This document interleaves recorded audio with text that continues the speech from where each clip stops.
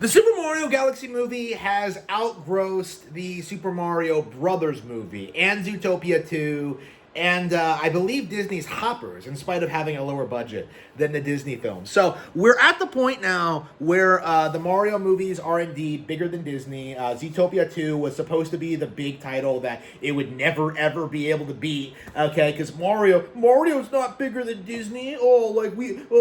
We have cops and like predator versus prey dynamics, and we have like the U's causing problems with their diversity policies. Like this is the greatest thing ever. Like, don't you love Zootopia? No, I don't actually.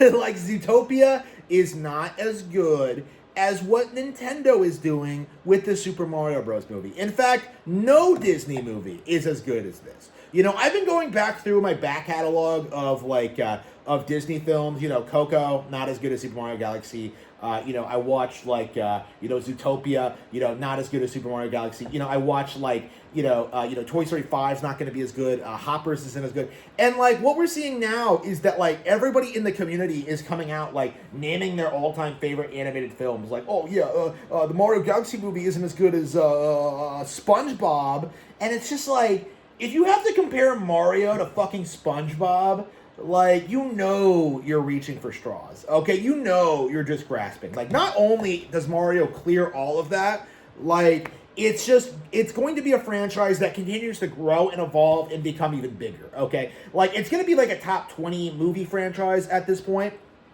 By that, it's going to be the top, it's going to be, each release is going to be in the top 20 highest grossing films ever now.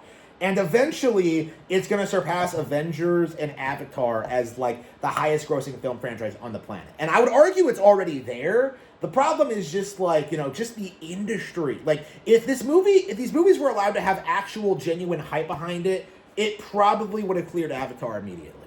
Okay? Because, like, if you really think about it, the difference between how this was hyped versus, like, Avatar and Avengers is, like, insane. Because, like, when Avengers came out, it was always like, oh, yes, this is, like, the culmination of, like, 17 years worth of films. Oh, it's going to be the greatest thing ever. You have to go see it. And then Avatar was built on, like, being a James Cameron film and, like, taking 20 years to produce and being this technical marvel, right? They were selling you on that when Avatar came out, is that this is going to be this generation Star Wars. Like, this is going to be a game changer. This is going to be the big thing. And, like, the reality is neither of that was true, okay? Endgame was bullshit, and Avatar is legit, unironically, probably the worst thing ever made, okay?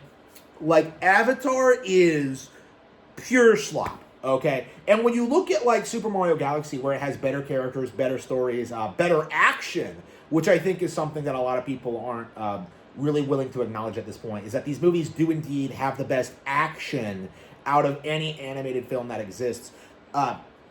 What you see is just this very clear, like, blueprint for, like, what Nintendo is going to do going forward, where they're going to introduce characters in the Super Mario series, spin them off into their own movie franchises, and have them be very well received and very well regarded, okay? We already know we're getting the Zelda movie next year, but of course now people are talking about Donkey Kong movies, Star Fox movies, like, even a Luigi's Mansion movie, okay? That's like, if you're taking that's like 5 different film franchises that are running concurrently, that are radically different from each other, and will, like, pull in different audiences and tones. It's not going to have the problem that Marvel did, okay, where eventually at a certain point it's just a rehash of the same thing with the same general formula. Like, we've already seen this with the Mario Galaxy movie, where, like, what actually happens in it is radically different than what happens in the original. And this is the thing that people are not picking up about on the Super Mario Galaxy movie. And what makes it so much better than every other sequel in history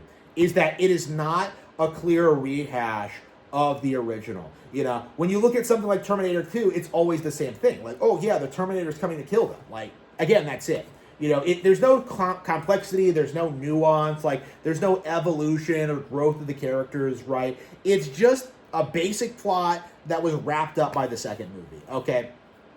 Like, the Mario movies, in comparison, can continue indefinitely. And we are going to see them continue indefinitely.